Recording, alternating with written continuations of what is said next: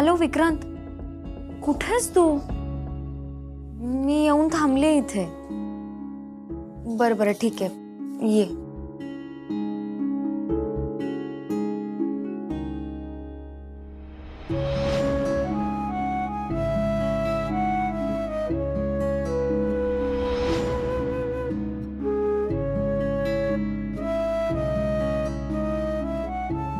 Hello Vikrant, अरे कुठे पोहोचलायस तू नक्की? मी थांबले इथे कधीपासून. अरे काय 5 मिनिटं 5 मिनिटं 5 मिनिटं करत आता 1 तास झालाय. हे बघ विक्रांत, आता तू पुढच्या 5 मिनिटात नाही आलास ना तर मी खरंच निघून जाईन ना. ये मग लवकर.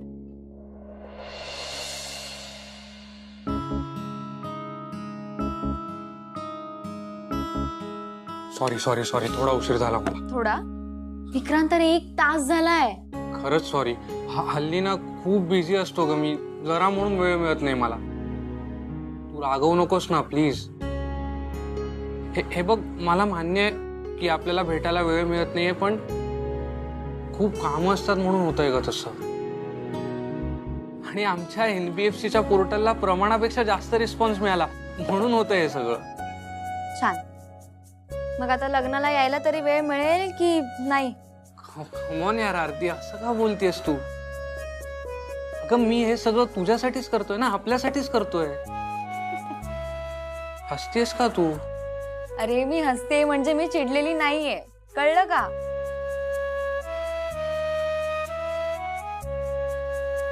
आरती, तू कायम मला समजून घेतेस आणि अजूनही समजून घेतेस, त्याबद्दल खरंच थँक्यू. काहीतरी ऑर्डर करूया? तू तुझ्यासाठी जे मागवणार आहेस तेच माझ्यासाठी माग. ठीक आहे. Waiter, 2 coffee. Okay ma'am.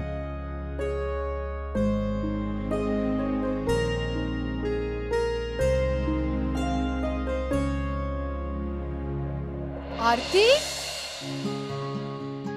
ओ हाय रुक्मिणी, कशी आहेस? मी मस्त. अगं किती वर्षांनी दिसलीस. Yes, after so long. कशी आहेस तू? कशी दिसते? Super cool. अमूल्या म्हणाली मला तू भेटलीस ते. या.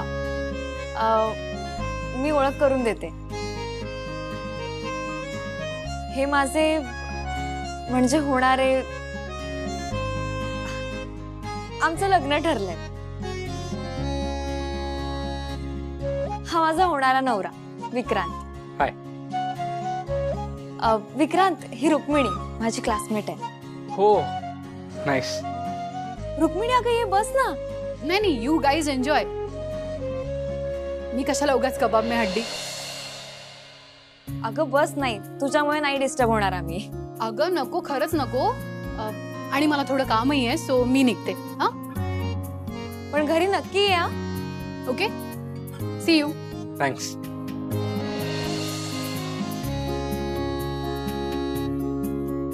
विक्रांत म्हणजे विक्रांत श्रीधर वानखेडे. येस. मी येणार आहे तुमच्या आईला भेटायला.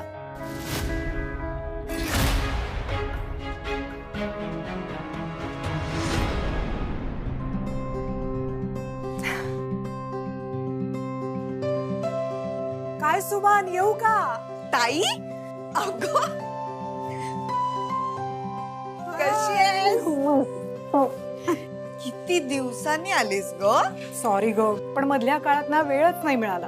बहिणीसाठी पण वेळ नाहीये ना? बर तू बस, मी चहा टाकते. पण नाही नाही नाही नाही, तू पण बस. चहा वगैरे आता काही नको, खरंच. बस बस बस बस. सॉरी ग, तू खूप फोन केलेस मला माहितीये, पण येतच नाही आलं. खरंच सॉरी. ताई, तू साखरपुड्याला तरी यायला हवं होतंस. खरं सांगू, लग्नाचा विषय सुद्धा काढत नाही आम्ही. सारिकाची भीती वाटते ग. कशी आहे ग सारिका? सारिका बरी आहे, म्हणजे मला तरी असं वाटतंय. आणि ह्यांची सुद्धा भीती आहे. हे कधी काय वागतील, काय डोक्यात येईल, काही सांगता येत नाही. अगं मी आता इथेच जवळ आले होते म्हणून म्हटलं तुझ्याकडे जरा डोकावून जावं. काय ग आता निवांत बस. ए नाही नाही, बसायला मला अजिबात वेळ नाहीये, मी निघते. सुमन तू रागावली नाहीयेस ना ग? मी का रागवीन? ग मी तयारीला सुद्धा आले नाही, साखरपुड्याला सुद्धा आले नाही म्हणून रागावली असेल ना? नाही, मदतीचं काय ग एवढं. मला फक्त वाटत होतं तुझ्या मनात आता राग नाहीये ना, म्हणजे आरती आणि विक्रांतचं लग्न ठरलंय म्हणून. नाही नाही, अजिबात नाही. हा, थोडं वाईट वाटलं, पण जे होतं ते चांगल्यासाठी होतं. अगं सारिका इतकी कामात बिझी असते आणि तिला तसं बघून ना खूप छान वाटतं. मला खात्री आहे ती नक्की प्रगती करेल. देव करो आणि तसंच हो. ए अण्णा कसं आहेत ग? यांचं काय, पेशंट आणि क्लिनिक चालू आहे. बाकी लग्नाची तयारी असते त्यात थोडीफार मदत करता. ए सुमन, माझी पण काही मदत लागली तर नक्की सांग. हं? ग मदत काय, तुझ्याच घरातलं लग्न आहे त्यामुळे 4 दिवस आधी राहायलाच यायचंयस तू. बरं येते. चल मी निघते, खूप घाईत आहे. काय ग ताई, एवढ्या दिवसांनी आलीस आणि घाई घाई करतेस. नाही, मी नंतर येते परत सावकाशीने, पण आता निघायला हवं. हं? चल बाय बाय. कधी भेटते ती पत्रकार तुम्हाला? माहित नाही, म्हणजे अजून काही फोन आला नाही त्यांचा. येईल येईल, तुम्हाला फोन येईल नक्की तिचा. बरं, आता फोन आला तर कुठे भेटायला बोलव? घरी, घरीच बेटा. घरी? हा मॅडम, तुमची प्रतिमा त्यांना अगदी गवळीसारखी वाटली पाहिजे. म्हणजे नवऱ्यानंतर ज्या बाईनं आपल्या मुलांना वाढवलं, शिकवलं, स्वतःच्या पायावर उभं केलं आणि मग ही बाई राजकारणात आली असं वाटलं पाहिजे. तुम्ही त्यांना आपल्याशा वाटल्या पाहिजेत मॅडम. म्हणजे एक सिंपथी वाटली पाहिजे तुमच्याबद्दल. मला खरंच खूप टेन्शन आलंय. याच्यात टेन्शनचं काय मॅडम, तुम्हाला तुम्ही सगळं समजावून सांगितलेलं आहे. हो माहिती आहे माझ्या लक्षात. हा एक एक गोष्ट राहिली सांगायची. बोला. म्हणजे त्यांनी साहेबांबद्दल काही विचारलं, उत्तर देऊ नका. का? साहेबांचा मृत्यू कधी झाला, कशामुळे झाला, असं काही विचारलं की त्याचं उत्तर देऊ नका, टाळा ते.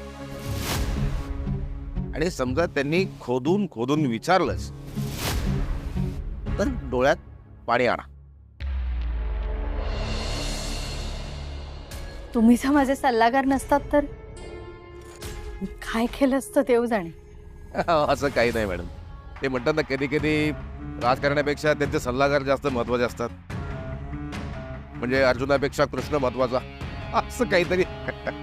नाही, पण मी खरंच मनापासून सांगते, तुम्ही जर नसतात ना तर एक एक पाऊल पुढे टाकायला मला खरंच खूप कठीण गेलं असतं. बरं चला, येते मी.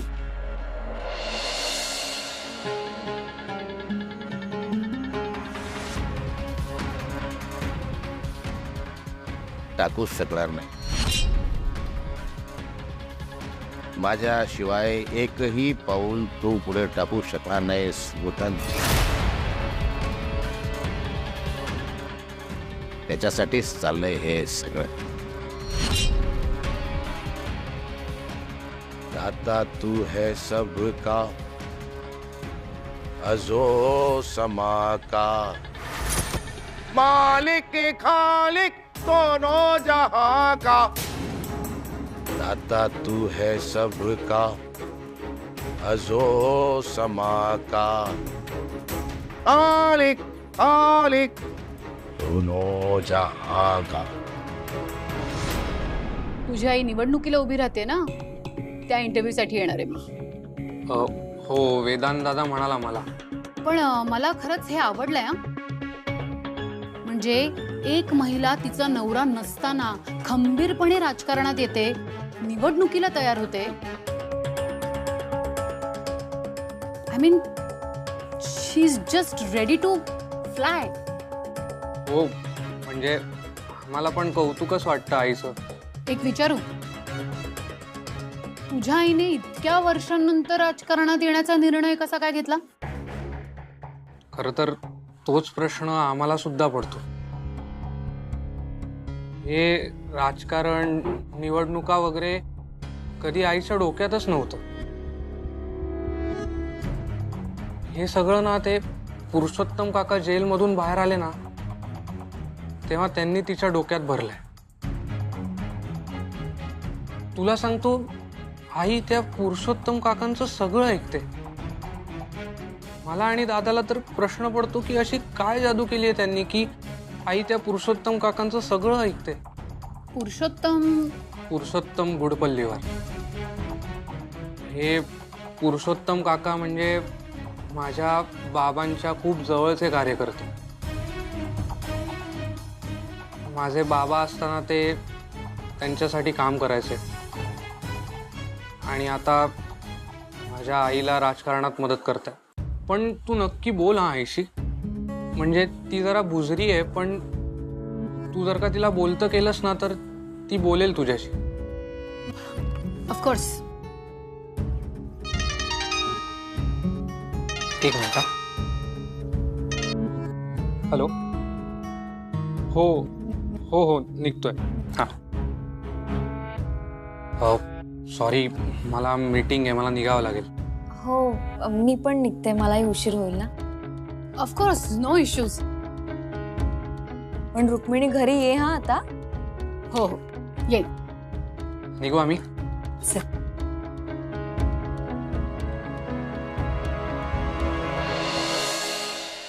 आरती, आपल्याला बोलायलाच नाही मिळालं. मग आता तू गप्पा मारायला ना एकदा घरीच ये, पण तुझ्या मॅडम कडून सुट्टी घेऊन ये. ठीक आहे, चल.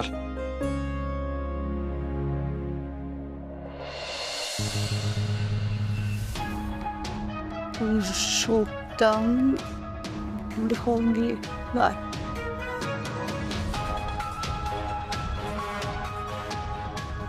पुरुषोत्तम गुडपल्लीवार जेल.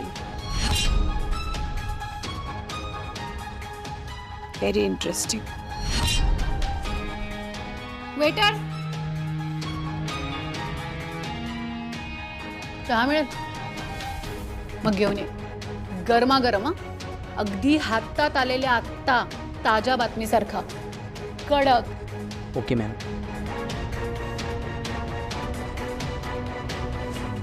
पुरुषोत्तम गुडपल्लीवार आणि नूतन वानखेडे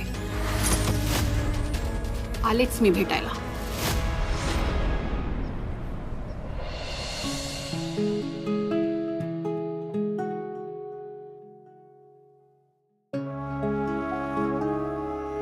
कसं वाटतंय आता?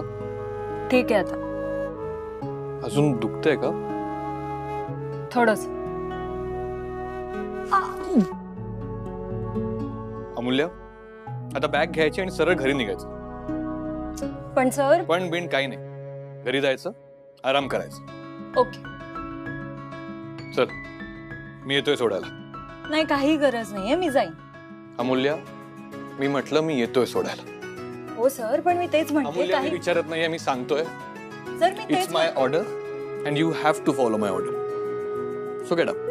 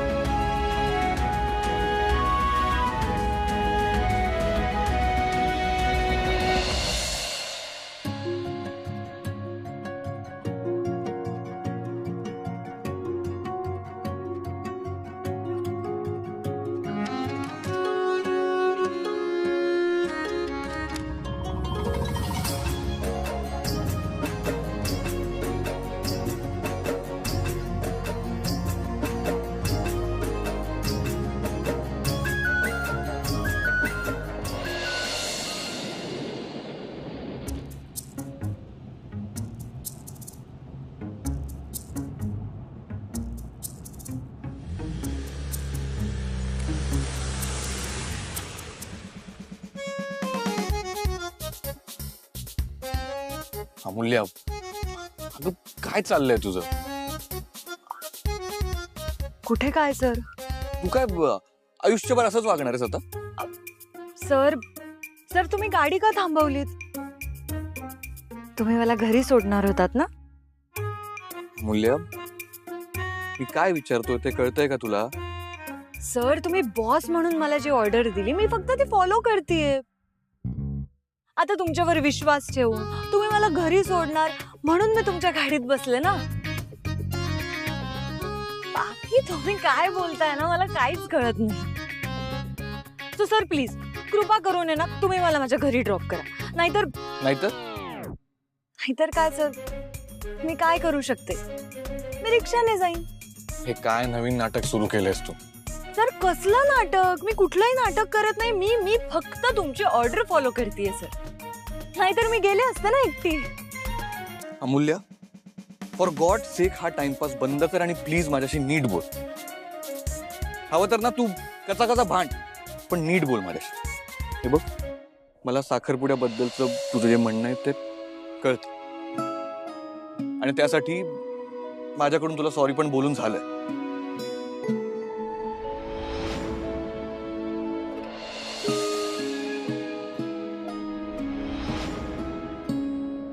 पण ते खूप फिल्मी नव्हतं का सर? मग आता मी काय करू तू सांग? मी तुझ्यासारखं ते नाटक करू का की अरे दुनिया वालों मुझे माफ कर देना, मैंने अमूल्या को दुखाने की जुर्रत की, असं वगैरे करू का? सर एकदा पुन्हा एकदा सर प्लीज एकदा करा ना. अरे दुनिया वालों मुझे माफ कर देना, मैंने अमूल्या को दुखाने की जुर्रत की. अजून काही ऑर्डर आहे का तुमची सर? अमूल्या, आधी हे सर सर बोलणं बंद कर प्लीज. 16 ऑक्टोबरला आपला साखरपुडा नाही होणार, आय प्रॉमिस. गुड. बरं मला सांग, तू हे सगळं कसं करणार आहेस? ए, तू नॉर्मल झालीस का? आय मीन ते सर सर बोलणं बंद केलंस ना म्हणून म्हणतोय. हे बघ वेदांत, मला चिडायचा काही छंद नाही. पण अरे तुला सगळ्या गोष्टी माहिती असून सुद्धा काही गोष्टी तू हमखास इग्नोर करतोय. अरे तुला फरक नाही पडणार, पण राजा मला फरक पडेल ना. राजा? अरे म्हणजे तशी बोलायची पद्धत असते. अण्णा आम्हाला समजवताना असंच बोलत. पण हे बघ आता तू आहे ना, तू विषय नको बदलूस. हा बोल. उद्या ही गोष्ट घरी कळली ना तर मला उत्तर नाही देता येणार. आई अण्णांना सुद्धा नाही आणि आजींना तर नाहीच नाही.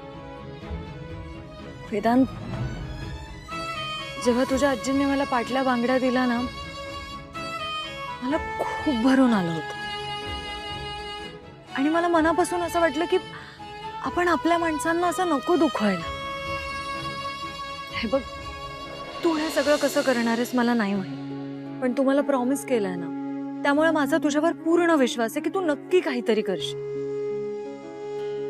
आणि मला फक्त एवढंच हवं होतं की तू काहीतरी करावंस. तुझा माझ्यावर विश्वास आहे म्हणालीस ना, ते आता झालं सगळं. सो दुनिया वालो आणि अमूल्य मॅडम, मी आज धन्य झालो. यस सर, आपका हुकुम सर आंखों पर.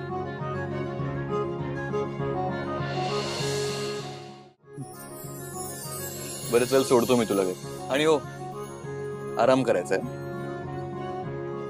ही सुद्धा ऑर्डर आहे का? हो, ऑर्डर आहे. उद्याचा दिवस आराम करायचा आणि परवा जर तुला बरं वाटलंच मग ट्रीट. ओके सर, आपका हुकुम सर आंखों पर. पण ऍक्च्युली मला उद्या कॉलेजला जावं लागणार आहे रे. हे काही गरज नाहीये, आराम कर. ठीक आहे बघते मी. ए, तू जाणार असशील ना तर मला सांग, मी येतो सोडायला. वा वा वा वा वा, आता फक्त एवढंच बाकी. तू तू एक काम का नाही करत? तू घरी ये, अण्णांशी बोल आणि त्यांना असं सांग की मला तुमच्या मुलीशी आहे ना लग्न करायचं, तेव्हा मी हिला रोज कॉलेजला सोडत जाईन. अमूल्य बघा, ऍक्च्युली डन. मी आत्ताच येतो आणि आत्ताच तुझ्या अण्णांशी बोलतो. ए बाबा नको नको. चल.